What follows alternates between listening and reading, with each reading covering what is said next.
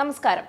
290 പേരെ കൊന്ന ദൈവം ഒരാളെ രക്ഷപ്പെടുത്തുമ്പോൾ ആ ദൈവത്തിനെ സ്രഷ്ടാവേ നീ എന്തൊരു മായാജാലക്കാരനെന്നും അത്ഭുതങ്ങൾ കാണിക്കാൻ പ്രാപ്തിയുള്ളവനെന്നും എങ്ങനെ പറയാനാകും? പക്ഷേ ഭൂമിയിലെ ഓരോന്നിന്റെയും ജീവന് അതിൻ്റെതായ വിലയുണ്ട് എന്നുള്ളത് കൊണ്ട് തന്നെ 38-കാരനായ രമേഷ് വിശ്വാസ് കുമാറിന്റെ രണ്ടാം ജന്മം ലോകം കണ്ട എക്കാലത്തെയും വലിയ അത്ഭുതമായി മാറുന്നു. ഗുജറാത്തിലുണ്ടായ വിമാന ദുരന്തത്തിൽ അത്ഭുതകരമായ രക്ഷപ്പെടൽ സംഭവിച്ചു. അപകടത്തിൽ ഒരാൾ രക്ഷപ്പെട്ടതായുള്ള വിവരങ്ങളാണ് പുറത്തുവന്നത്. 11A സീറ്റിൽ യാത്ര ചെയ്തിരുന്ന രമേഷ് വിശ്വാസ് കുമാറാണ് ജീവനോടെ രക്ഷപ്പെട്ടത്. 38-കാരനായ രമേഷ് പൊള്ളലേറ്റ് ആശുപത്രിയിൽ നിലവിൽ ചികിത്സയിലാണ്. ബ്രിട്ടീഷ് പൗരത്വമുള്ള ഇന്ത്യൻ വംശജനാണ് രമേഷ് വിശ്വാസ് കുമാർ എന്നാണ് റിപ്പോർട്ടുകൾ.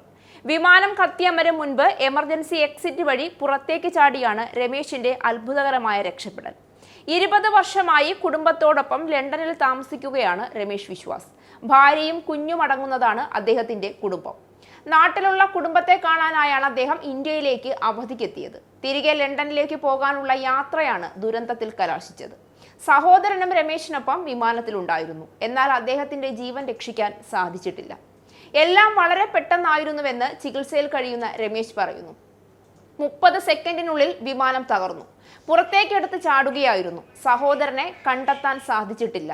ചുറ്റും കണ്ടത് മൃതദേഹങ്ങളാണ് എന്നും രമേശ് പറയുന്നു. വീണിടത്തു നിന്നും താൻ എഴുന്നേറ്റ് ഓടുകയായിരുന്നു എന്നും അതിനിടയിൽ ആരോ തന്നെ പിടിച്ചു നിർത്തി ആംബുലൻസിൽ കയറ്റി ആശുപത്രിയിൽ എത്തിക്കുകയായിരുന്നു എന്നും അദ്ദേഹം മാധ്യമങ്ങളോട് പ്രതികരിച്ചു. അഹമ്മദാബാദിലെ സിവിൽ ആശുപത്രിയിലാണ് നിലവിൽ രമേശ് ചികിത്സയിലുള്ളത്. രമേശ് വിശ്വാസിന് അപകടത്തിൽ കാര്യമായ പരിക്കുകൾ പറ്റിയിട്ടില്ല എന്നതും അത്ഭുതകരമാണ്. കയ്യിലുള്ള ഫോണിന് പോലും തകരാറുകളൊന്നും സംഭവിക്കാതെയാണ് രമേശിന്റെ ഈ അത്ഭുതകരമായ രക്ഷപ്പെടൽ. വിമാനത്തിലുണ്ടായിരുന്ന ആരും രക്ഷപ്പെട്ടില്ല എന്ന് കരുതിയിരിക്കെയാണ് രമേഷ് വിശ്വാസ് ജീവനോടെ രക്ഷപ്പെട്ടു വന്നത്. അപകടം നടന്നതിന് തൊട്ടു പിന്നാലെ രമേഷ് വിശ്വാസ് ആ പരിസരത്ത് നടക്കുന്നതിന്റെ വീഡിയോ പുറത്തു വന്നിട്ടുണ്ട്. കാലിന് പരിക്കേറ്റ് ബുദ്ധിമുട്ടിയാണ് അദ്ദേഹം നടക്കുന്നത്. ധരിച്ചിരിക്കുന്ന വേഷത്തിൽ രക്തക്കറയുള്ളതായും വീഡിയോയിൽ വ്യക്തമാണ്. എന്നാൽ സോഷ്യൽ മീഡിയയിൽ ഒന്നടങ്കം ഈ സംഭവം വലിയ ചർച്ചാ വിഷയമാകുന്നുണ്ട്.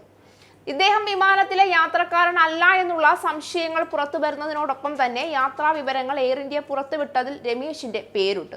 അതുകൊണ്ട് തന്നെ ഇദ്ദേഹം വിമാനത്തിലെ യാത്രക്കാരനായിരുന്നില്ല എന്നുള്ള അഭ്യൂഹങ്ങൾ അവസാനിച്ചു. പക്ഷേ ഒരാൾ മാത്രം രക്ഷപ്പെട്ടതിൽ അസ്വാഭാവികതയുണ്ട് എന്നും നേരത്തെ വിമാനത്തിന്റെ അപകടത്തെക്കുറിച്ച് എന്തെങ്കിലും വിവരം ഉണ്ടായിരുന്നോ എന്നുള്ളതും വലിയ തോതിൽ ചർച്ച ചെയ്യപ്പെടുന്നുണ്ട്.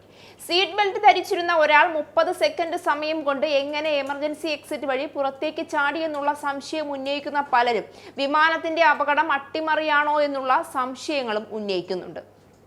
കത്തിക്കരിഞ്ഞ മനുഷ്യർക്കിടയിൽ കൂടി പൊട്ടിത്തെറിക്കുന്ന വിമാനത്തിനിടയിൽ കൂടി അത്ഭുതകരമായി ഒരൊറ്റ മനുഷ്യൻ മാത്രം ജീവനോടെ പുറത്തേക്ക് വരിക, ഫോൺ പോലും നഷ്ടമാകാതെ സ്വയം വീട്ടുകാരെ ഫോൺ വഴി ബന്ധപ്പെടുക, മുത്തശ്ശി കഥകളിൽ മാത്രം കേട്ട് പഴക്കമുള്ള അത്ഭുതമാണ് രമേശിന്റെ ജീവിതത്തിൽ ഒരൊറ്റ ദിവസം കൊണ്ട് സംഭവിച്ചത്. എന്നാൽ കിംവദന്തികളൊക്കെ മലയാളികളുടെ മനോവൈകല്യത്തിൽ നിന്ന് ഉരുത്തിരിയുന്നതാണ് എന്ന മറുപടികളും സോഷ്യൽ മീഡിയയിൽ പ്രചരിക്കുന്നുണ്ട്.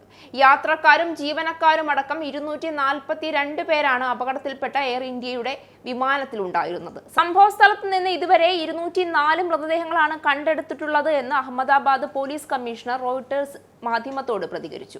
രാജ്യത്തെ നടുക്കിയ വിമാന ദുരന്തത്തിൽ BJP നേതാവും ഗുജറാത്ത് മുൻ മുഖ്യമന്ത്രിയുമായ വിജയ് രൂപാണിയും ഉൾപ്പെട്ടിട്ടുണ്ട്. മകളെ കാണാനായി ലണ്ടനിലേക്ക് പോവുകയായിരുന്നു വിജയ് രൂപാണി. ആ യാത്ര വലിയൊരു ദുരന്തത്തിലാണ് കലാശിച്ചത്.